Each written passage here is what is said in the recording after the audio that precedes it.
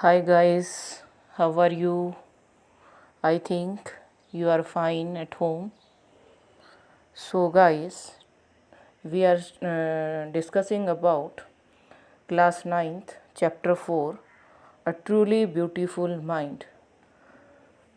So, friends, especially we discuss summary of this chapter. This chapter is about Albert Einstein, and he is giving autobiography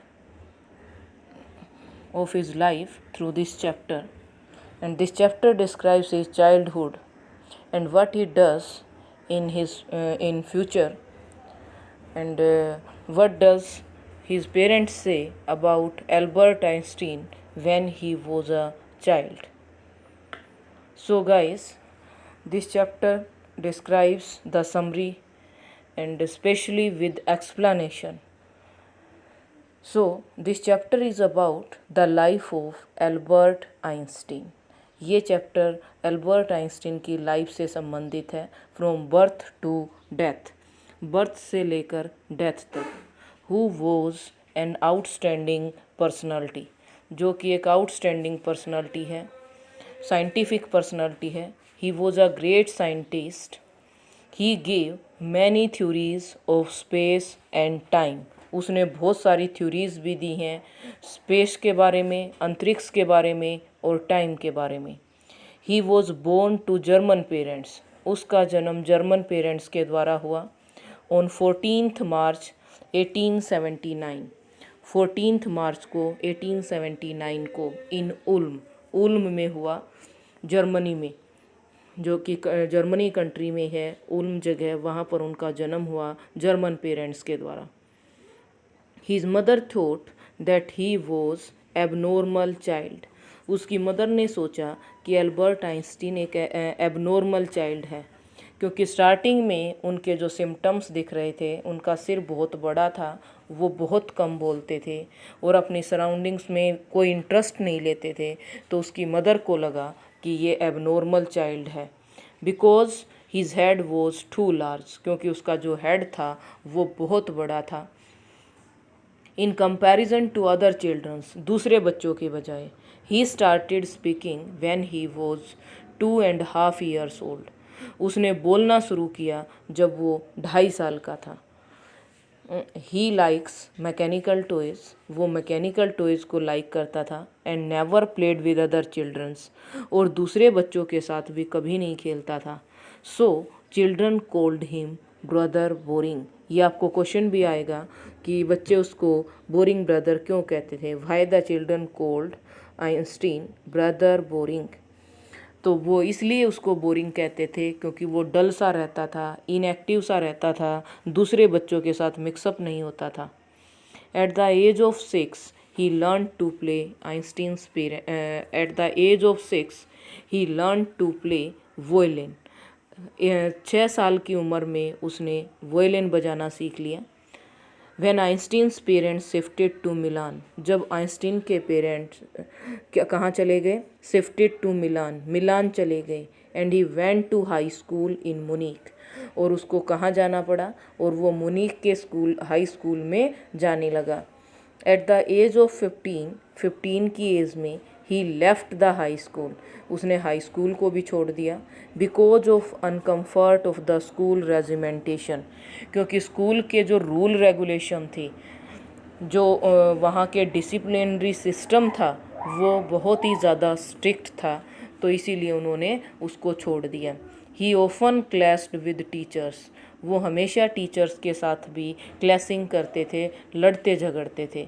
he did not take interest in history, उसने history में कभी भी interest नहीं लेते थे, क्योंकि उनको लगता था कि डेट्स को याद करना तो एक नॉनसेंस वाली बात है. और वो साइंस और मैथ में इंटरेस्ट लेते थे, और वो हिस्ट्री वाले टीचर के साथ भी लड़ते झगड़ते थे. उनको लगता था कि जब डेट्स को याद करने से क्या फ़ायदा है, इनके पीछे कोई फैक्ट नहीं है. तो वो जो चीज़ें फैक्ट होती उन्हीं को याद करते थे, उन्हीं में इंटरेस्ट लेते थे. तो इसीलिए स्पेशली वो इंटरेस्ट लेते थे साइंस और मैथ में. फिर क्या हुआ कि he often clashed with teachers. He did not take interest in history, but he was deeply interested in mathematics and physics. लेकिन वो बहुत ज़्यादा इंटरेस्ट लेते थे मैथमेटिक्स में और फिजिक्स में. He continued his studies at the university in Zurich. उसने अपनी स्टडीज़ को कंटिन्यू रखा. कौन सी यूनिवर्सिटी में? ज्यूरिक यूनिवर्सिटी में. Where he felt a special interest in a fellow student Mileva Maric. जहाँ पर उनका इंटरेस्ट हुआ वो इंटरेस्ट लेने लगे. उन्होंने अपनी फ्रेंड बना ली एक फेलो स्टूडेंट को जिनका नाम था Mileva Maric. She was also intelligent, और वो भी बहुत ज़्यादा इंटेलिजेंट थी, इंटेलेक्चुअल थी. इंटेलेक्चुअल क्या होता है? इंटेलिजेंट, बौद्धिक. एंड क्लेवर क्रिएचर, और उसी की तरह से बहुत ही शार्प माइंडेड थी. They fell in love and ultimately married to both of them. वे दोनों लव करने लगे and ultimately married to both of them, और दोनों ने मैरिज कर ली. आफ्टर सम टाइम्स, कुछ समय के बाद, his family life was not happy of having two sons. उनकी जो फैमिली लाइफ थी वो भी ज़्यादा अच्छी नहीं थी, और in spite of two sons, जबकि उनके 2 बेटे भी थे. दे फाइनली डाइवर्स इन 1919. 1919 में उनका डाइवर्स हो गया, तलाक हो गया. इन 1902 he worked as technical expert in the patent office in Bern. 1902 में उन्होंने टेक्निकल एक्सपर्ट के रूप में काम किया in the patent office in burn. Burn के एक सीक्रेट ऑफिस में उन्होंने काम किया. And in 1905 he published the special theory of relativity. उन्होंने पब्लिश की रिलेटिविटी की, परस्पर संबंधता की एक स्पेशल थ्योरी उन्होंने दी. अकॉर्डिंग टू विच, इस थ्योरी के अनुसार, time and distance are not absolute. Time और डिस्टेंस जो थी वो एब्सोल्यूट नहीं थी, वो संपूर्ण नहीं थी, वो परिपूर्ण नहीं थी. He derived the most famous formula, और वो बहुत ही फेमस फार्मूला लेकर के आए इसके लिए, which describes the relationship between mass and energy. और ये जो फार्मूला था ये किस किस के बीच में था? मास और एनर्जी के बीच में था. उन्होंने ये एक फार्मूला रिलीज़ किया, E is equal to mc². E stands for energy, M for mass, and C किसके लिए है? लाइट के लिए है. स्पीड ऑफ द लाइट के लिए यूज़ किया गया है यहाँ पे. In 1915 Einstein published his journal theory of relativity. Einstein ने पब्लिश किया journal theory of relativity. Relativity की, परस्पर संबंधता की एक जर्नल सी थ्योरी उन्होंने प्रोड्यूस की. और इसके अकॉर्डिंग क्या था? His theory is known as, और उसकी थ्योरी को फिर जाना जाने लगा as scientific revolution. Scientific revolution के रूप में उसकी थ्योरी को जाना जाने लगा. साइंटिफिक रूप से एक क्रांति आ गई, और जिसको साइंटिफिक रेवोल्यूशन का नाम दिया गया, क्योंकि साइंस के फील्ड में जब उन्होंने ये थ्योरी दी तो एक क्रांति आ गई थी साइंस के फील्ड में. तो इनकी क्रांति को, इनके इस थ्योरी को क्या नाम दिया गया? Scientific revolution. He received the Nobel prize for physics in 1921.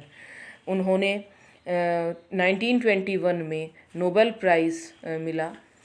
And was lauded by the press, और प्रेस के द्वारा इनकी प्रशंसा की गई. लोडेड का मतलब क्या होता है? प्रशंसा करना. 1921 में इनको नोबेल प्राइज़ मिला और प्रेस वालों के द्वारा, मीडिया के द्वारा इनकी प्रशंसा की गई. When the Nazi came to power in Germany, जब नाजीवादी पार्टी आई जर्मनी के अंदर, Einstein emigrated to the USA. Einstein जो था USA एमिग्रेट हो गया. आइंस्टीन जो था USA में प्रवास कर गया. Many of the scientist had fled from fascism. बहुत सारे जो साइंटिस्ट थे वो फासिज्म से भाग गए.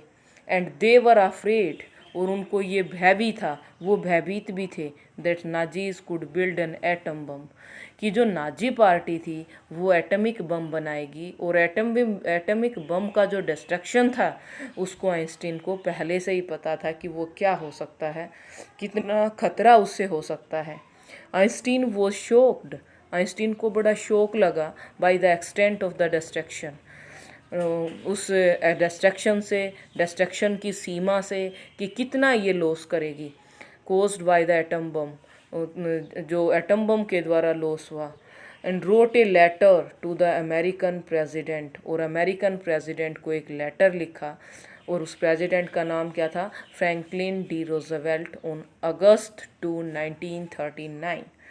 1939 में उन्होंने एक लेटर लिखा अमेरिकन प्रेसिडेंट को, और उसमें उसने रिक्वेस्ट की, उसमें क्या रिक्वेस्ट की, he requested to the president to form a world government.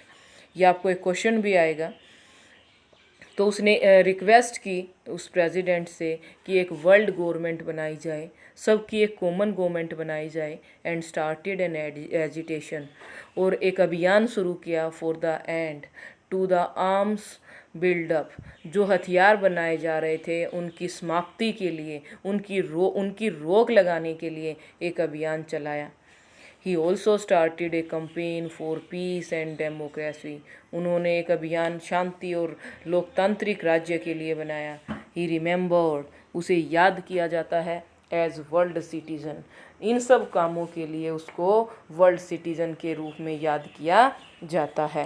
He died at the age of 76, 76 की एज में उनकी डेथ हो गई इन 1955 में, एंड वो सेलिब्रेटेड, और उनको सेलिब्रेट किया जाता है एज विजनरी, एक भविष्य दृष्टा के रूप में, एंड वर्ल्ड सिटीजन, और एक वर्ल्ड सिटीजन के रूप में उनको सेलिब्रेट किया जाता है।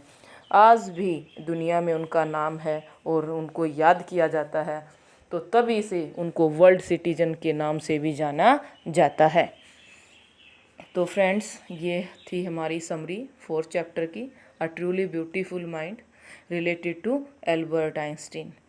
I hope you will understand fully the summary of this chapter. So, subscribe the channel please.